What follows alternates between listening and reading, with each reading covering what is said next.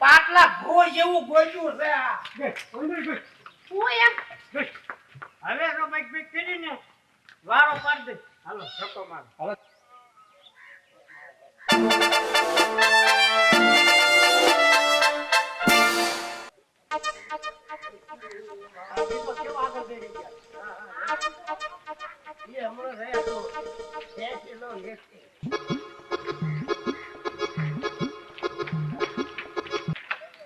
હજુ ચાલુ નથી થતી.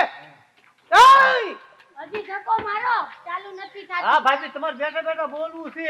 કાંઈ બોલતી નથી ખાલી ગાડીને ધક્કો મારો.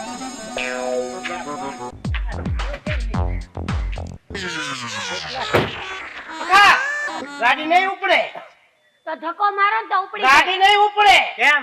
તારી વહુ ભમરાળી બેઠી છે એટલે નહીં ઉપડે ગાડી. ઉતારી એથી. એમ કઈને ઉતરી રાન તું યાર ધક્કો મારવા માંડીને હવે તો જો આ ગાડી લાયો પછી તું તો અડલો. પણ હું એમ કહું છું આટલા બધા તો ધક્કા મારે છે તને હું વાંધો એટલે કેને મારે નો બહુ કહેવાય. નીકળ ભાઈ ભાભી વિયાવન ભાઈ આલુ બી એમ નહીં ત્યારથી આવીને ત્યારથી આ બાબાને બધોય પ્રશ્ન છે મારી હારે. પણ તું અંદર બેસ ને તોય મારો પ્રશ્ન રહે છે. આમને હારો એટલે ભાભી બાર વિયાવો ને હાલો. પણ હું એમ કહું છું વાહે બેઠી હતી તો ઉપાડી હતી આગળ બેહાડી દીધી તોય અને આ બાપલા લીધે તો અવારનવારમાં માર ખાવો પડ્યો.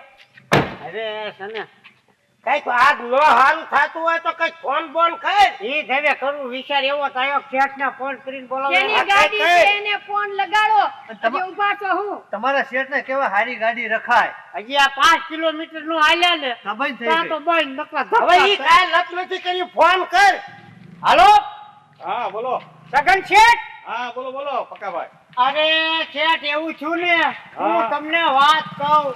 હા આ તમારી ગાડી લઈને આવ્યો ને હા 5 કિલોમીટર હાકી ને હા એમાં તો અડધો કિલોમીટર તમે મારા ઘર વાળાને બધા ધક્કા મરાવરાઈ દીધા. બંધ પડી ગઈ. અરે બંધ પડી ગઈ ચાલુ જ નથી થતી. હવે અહીંયા બોલાવો ને પછી સત્સંગ હા. કરજો. પણ મોંઘી રે હું કહું છું હા એ છે ને તમે અહીંયા આવો. કઈ જગ્યાએ. આ આપણે ઓલું મેવાસા ગામ રહ્યું ને હા હા આ ન્યા છેલ્લી શેરીએ પહોંચે છીએ. હા તો હું આવું છું હાલો. આ આવો ને મારી ગાડી તમે અમે તમારી ગાડી હોતા ઉભા છીએ. હા હા વાંધો નહીં આવું છું. ઓલો ભાગલો ક્યાં ગયો ઈ તો જો. અહીંયા આવો ને બાબા આમ ક્યાં પાણી પીવા ગયા? હા ભાઈ પાણી પીવા ગયો તો. સાંભળો હું તમને શું કહું છું હું. આપણે ગાડી લેવાની થાય ને તો નવી જ લેવાની આવી જૂની ખડખડિયું નહીં લેવાનું. તો મને વાત સાચી છે. આ હાવ જૂનું થઈ ગયું છે નવી ગાડી લેવાય. એ બાબા મોઢું સંભાળીને બોલ મારી હાય, વાત ન પકા. કરતા ગાડીની કરી છી. હવે જો શેઠ આયા મારા શું છે આ બધું. શેઠ ગાડી આમ તો બગડી ગઈ છે ને કઈક જોવો ને. હવે હું તને કહેતો ભૂલી ગયો આ ગાડી મારી સિવાય હાલતી નથી પણ હવે તારે આવું સારું કામ હતું ને મારે ના પડાણી ને એવું થયું. પણ તમને ખબર હતી ખરાબ ગાડી છે આવી અમને દેવાય. કે મારી પાસે કઈ 4-5 નો ઢગલો નથી એક જ ગાડી છે. આવી રીતે અત્યારે અમે હલવાઈ ગયા હવારના નીકળ્યા છે. આમાં કઈ ખબર જ નથી એટલે પડતી. આમ હરખું રાખ ને આંગળું આવ્યું. પણ હા બધું ગરમ હોય આખો હાથ રખાય. કોણ છે આ બાબો.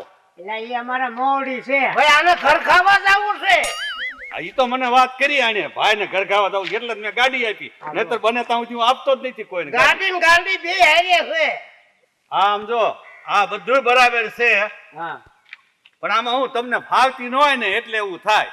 પણ ગરમ જ થઈ જાય તું શી ખબર છે ખબર જ ન પણ પેલા બીજામાં હાકત ગરમ જ થઈ જાય ને. હજી તો 5 કિલોમીટર રહેલી ત્યાં બંધ પડી ગઈ અમારાનું આ કરવાનું એક વાર મોડું ઢાંકો થાય. હાલો હાલો હું ટ્રાય કરી દઉં. ભાઈ, જો ને યાર.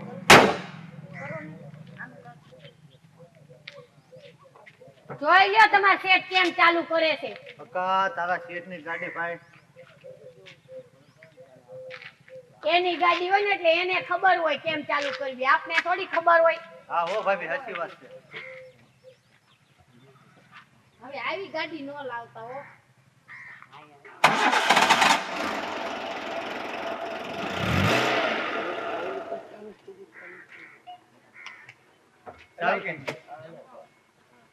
પકલા હા ગાડી ચાલુ જ છે આ તરત થઈ ન થઈ ગઈ. હા તમારી તરત થઈ ગઈ. એટલે તને આવડે છે કે નહીં તને.